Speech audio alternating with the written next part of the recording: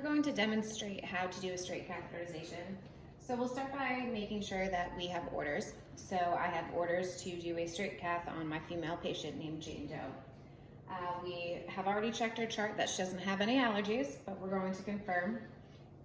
Hi Jane, I am your nurse today. My name's Laura. I'm going to be performing a straight cath on you. I just want to make sure before we get started if you can confirm your name and date of birth.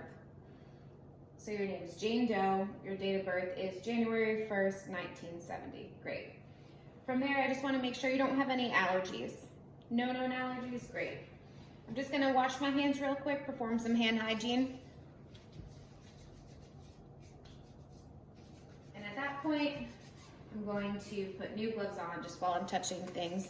These are not sterile gloves, but they'll be able to keep things as clean as we can before we get started.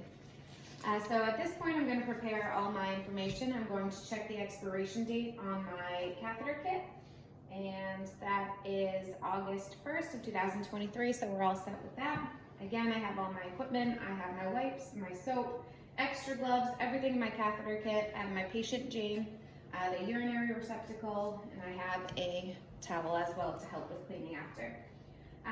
So Jane, today we're just going to collect a urine sample. We want to make sure that everything we did for your urinary tract infection is improving. And we also want to drain your bladder since you're non-mobile and unable to get up after your accident with your hip injury. So again, your name's Jane Doe, confirm the date of birth. If you have any questions, please let me know as we go. It's a pretty simple procedure. I'm going to explain everything as we're going through the steps. And we're going to make sure that you're comfortable and we don't run into any issues, okay? First, we just need to make sure that you're in a comfortable position. So I know you're supine in your hospital bed right now, but we're going to put our feet flat and we're going to do a dorsal recumbent position. So we're going to help with your knees up and we're going to rotate them outwards while your feet are flat. If you have any issues with this, let me know. We can grab another nurse to come in and help position you. Okay, at this point, you're in your position. We are going to cleanse your perineal area. So we have our soap and our water, our towels and whatnot. So we are going to make sure that we clean this appropriately. So we're going to start with the side furthest out and we're going to clean the perineal area. So one side, this is going to get trashed in the trash can and biohazard right next to me. We have the next side closest to us and then discard. And then we're going to go right down the middle and then again discard. At this point, we're also going to discard our gloves. Now that we've cleaned that area, we already have the drapage around your legs to keep you extra private. We already drew the privacy screen so we don't have to worry about anyone coming in. And we're going to wash our hands appropriately. So now that we've explained the procedure, we have everything set up, we're ready to go. We confirmed our patient, date of birth. We've explained the procedure, made sure that we had orders for that and so forth. We're going to start the actual catheterization.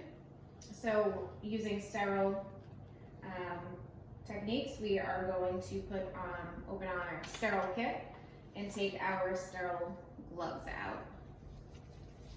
Now we know everything in this kit is sterile because we just opened it. We know that it's not expired, so we have everything we need for that. So we're going to start with the betadine swipes. We're going to make sure that we're opening with the stick end here. So that way we're not fumbling. We're going to keep the cotton portion in the actual package. So that's ready to go. I'm going to expose and get rid of the trash. At this point, we're also going to prepare with our sheet. We're going to use the shiny side down. We're going to make sure that we're tucking this under the buttocks. This is just to keep safe. There you go, Jean. All set. So that's ready to go. We're also going to take our lubricant for our catheter.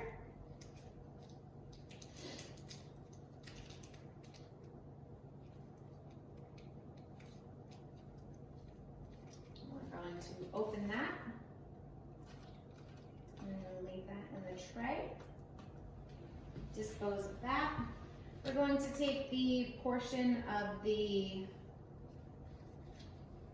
catheter and we are going to roll this in the lubricant for the first 1 to 2 inches. And we're going to keep that in the sterile packaging. At this point, we do have, again, for privacy, to drape over. You want to make sure that the area is covered how it needs to be to create optimum privacy.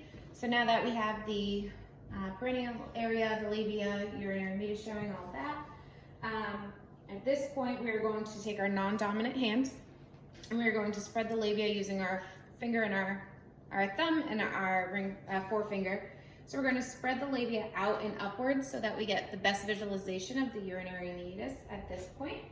If the labia, we want to make sure we're cleaning, but if at any point as we're holding this with our non-dominant hand, we're not going to let go. But if at any point it starts to fold over again or anything touches it, we are going to have to re-sterilize that area. So at this point, we're going to start the actual cleaning process. So we are going to take our first betadine wipe. We're going to start again farthest from us, so we're going to go down in one swipe. And then throw it out.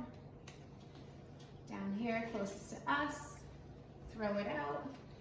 And then one single swipe right down the middle to clean that area. There we go, and so we're throwing all that out. We're gonna make sure our urine receptacle is roughly 4 inches away, so that way we can make sure we collect everything. And at this point, we're going to start the actual catheterization process. So we're going to hold it with about 1 to 2 inches, keep the coiled part in our palms, and we're going to instruct Jane. I'm going to have you breathe nice and slow, nice deep breaths, okay? We're going to start inserting this, and I'll let you know when to bear down as if you're going to void. So at this point, we're going to insert the catheter. We're going to do so until urine starts to flow into the urinary receptacle. So once the urine starts to flow, we're going to keep this in until the urine stops. And make sure we're collecting all the base in. We're holding the catheter in place. We're going to, again, continue doing this. If at any point we meet resistance, then we can twist slightly and apply some pressure. This makes sure that we can pass any of the sphincters that it might be stuck on. And we're also going to make sure that if for some reason the catheter does not reach or we're not in the right hole or anything like that, we're going to leave this here and get a new catheter in order to recap the patient to make sure that everything's sterile and needed.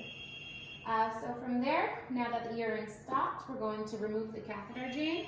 Nice deep breath. We're going to slowly pull that out. And we're going to discard all of that into the trash receptacle. So at this point, we can remove this. We're going to wipe down our patient with wipes, again, providing privacy. And we're going to wipe the perineal area, remove the underpad, and again, throw everything away in the trash. We're going to make sure privacy is there. We're going to make sure our patient's comfortable. Now that the procedure is done, we can remove our gloves, and then we will go document all of our procedures. And if you need anything, Jane, please don't hesitate.